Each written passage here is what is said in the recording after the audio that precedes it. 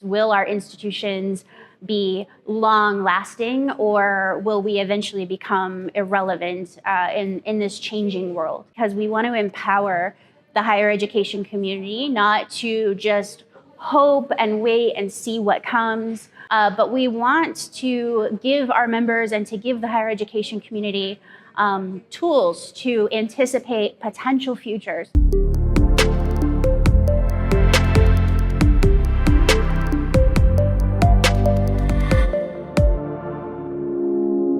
Sean bienvenidos y bienvenidas a una nueva edición especial de nuestro podcast Innovaedu, el podcast. Hoy día estamos en el evento EduTIC en Lima. Es el 5º Congreso EduTIC, que es coorganizado con MetaRed TIC Perú y con Educos. Y precisamente estamos con Jenay Robert, es investigadora senior de Educos, que participa en la elaboración de reportes tan importantes como el Horizon Report y otros reportes vinculados con el desarrollo de tecnologías y su impacto en la educación superior. Jenay nos va a comentar sobre cómo es que ella trabaja su enfoque hacia esa perspectiva de futuros.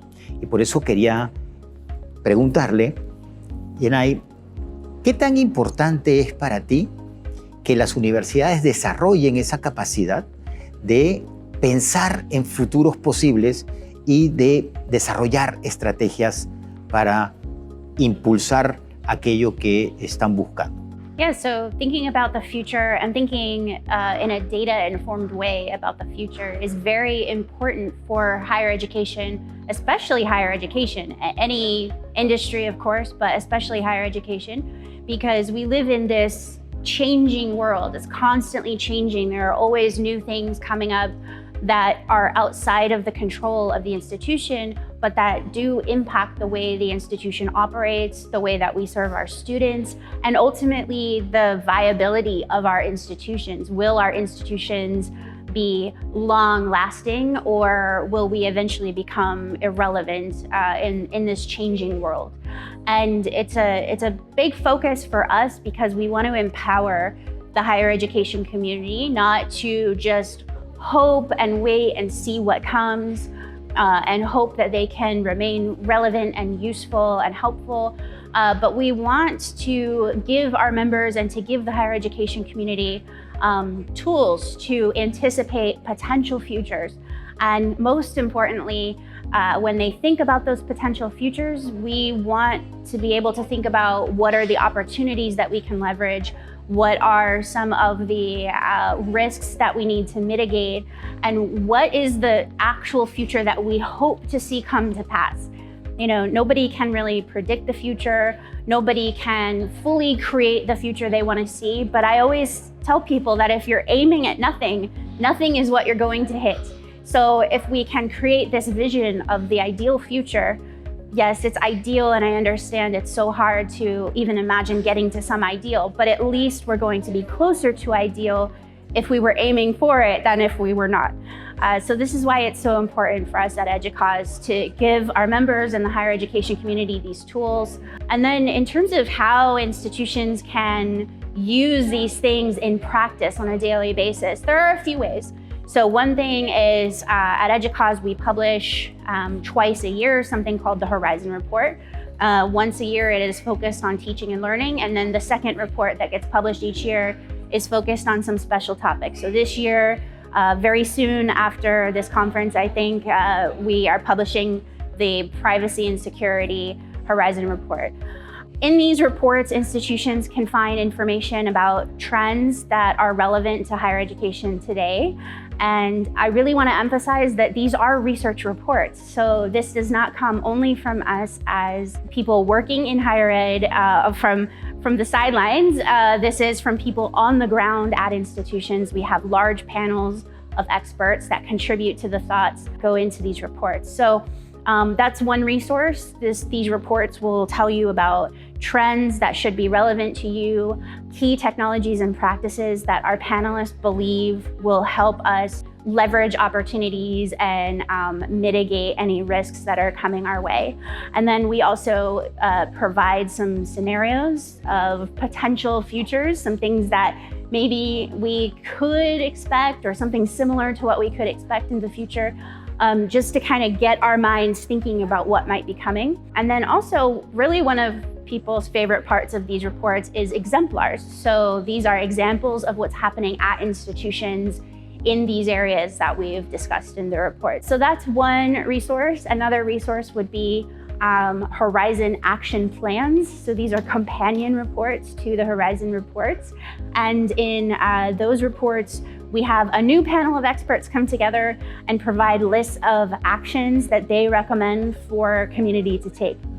And something I love that in the last year or so, we've changed a little bit the format of these reports so that whether you're an individual contributor at your institution all the way up to somebody who's leading the entire institution or leading cross-institution collaborations, you have some actions that are tailored just to you that are recommended in those reports.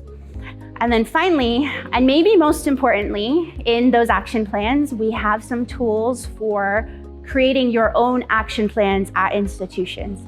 And so this looks like bringing together people at your institution who can speak to the issues in a local way. We know that these large, sometimes global trends impact us at our institutions, but just as important are the more local trends and things that are happening that are specific to our community. So we do provide some tools in those reports for how to bring people together at your own institution and how to consider the actions you want to take. And I just want to emphasize that this can be done at any level. I think historically we've seen this type of strategic planning as something for our C-suite leaders, for the people creating those strategic plans. But we really want to emphasize that you can be empowered to impact the future no matter where you are at the institution. And I think especially as the world is changing so quickly now, or the way that digital tools are evolving so quickly, this will be one of the vital skills for the future. Precisamente nos comentabas que habías estado trabajando en un conjunto de reportes y uno de esos es el reporte sobre el entorno de la inteligencia artificial en las universidades, que es algo que salió a inicios de año y que, claro, la inteligencia artificial generativa es una de las tendencias tecnológicas más importantes identificadas precisamente por el Horizon Report. ¿Cómo observas que las instituciones educativas están adoptando esta tecnología y cuáles serían los principales riesgos y oportunidades que se pueden lograr que han logrado identificar en su reporte? Yeah, and again, this actually this type of information doesn't have to come from me. This comes from the community. That's one of the great things about the research that we do at EDUCAUSE. So in the 2024 AI landscape study, we surveyed people in higher education. We had over 900 respondents that were included in the survey, and about 15% of those were from outside the US. So we had a pretty nice sample of people from around the world. And some of the questions that we asked in that study were related to the opportunities and the risks that the community feels are really important for today. So specifically thinking about the opportunities, things like AI acting as a teaching assistant or helping instructors create instructional material. And then, of course, acting as a personalized learning assistant for students. And so that is basically having to do with the teaching and learning sphere, that this personalization and improving education in that way. Other opportunities have to do with more of those workforce issues. So things like offloading mundane tasks on a daily basis so that you can enjoy the things that matter most to you in your job. Other opportunities, of course, related to research. We forget that AI has been around for quite some time, especially in the research world. But with recent advancements in generative AI, some of those research capabilities are accelerating in very interesting ways. On the risk side, which it's just as important to consider both sides of the coin, so I'm glad you asked that. Certainly ethical risks, thinking about things like reinforcing the norm, reinforcing misconceptions and biases, and those types of things are huge. But those are the types of things that I think are being talked about broadly already. And thinking about things that are not necessarily unique to higher education, but especially relevant to higher education. Our community is really worried about things like losing our ability to think creatively, losing our ability to create new knowledge, losing our ability to connect with each other as humans. This is a really big concern, and I think that this is pushing on some buttons for educators about who are we, why are we here, why are we doing what we do in higher education. And this is what makes it such an interesting time in history. Some example of a university that is adopting artificial intelligence in a good way? You know, it's so varied right now. I don't have the list of like, these are the institutions that are doing amazing things. What I recommend is to kind of keep an eye on those exemplars in those Horizon reports and so forth. I think what's really interesting at this time is that you see many, many institutions who are implementing interesting and creative and innovative pilots. And then a few institutions who are very much resistant to not adopting any AI. And then a few institutions, places like Arizona State University or University of Michigan, who are coming out as leaders in sort of these institution-wide approaches to AI. And for me as a researcher, it's too soon to say which approaches are doing great, which was because, and this is another really important point in education, is that we're not quite at the point where we're evaluating the return on our investment with AI. So there are some institutions who are putting a lot of effort into creating AI programs, but not necessarily having the data about evaluating those programs. And that's really important for us to start thinking about as we're excited about this new thing, and I'm excited too. But also we want to start thinking about how to measure the impacts, especially because these tools are expensive. So that investment needs to have some return. In terms of regulation, some people critics the European regulation because it establishes a lot of limits to the creation of new application in AI. Yeah. Do you think there is like a limit for universities, like a boundary? So you cannot trespass the boundary using AI. Do you identify that? Yeah, and again, I'll say this doesn't have to come from me. Our members have spoken. In the research. So in the landscape study, again, we had this question about appropriate uses versus inappropriate uses. What's interesting here is that you will see some of the same things showing up on both of those lists from different respondents, right? So the field hasn't decided this yet. As a whole, we haven't figured this out. Personally, though, I will add to the discourse in saying that my opinion is for all of these use cases, we need to be very mindful of the individual, the rights of the individual, their privacy, protecting the human experience. And when we start to infringe on that, that's when we need to start worrying. So to your point, something that might infringe on personal privacy, things that are invasive data collection, not informing people about the data that we're collecting about them, those types of things.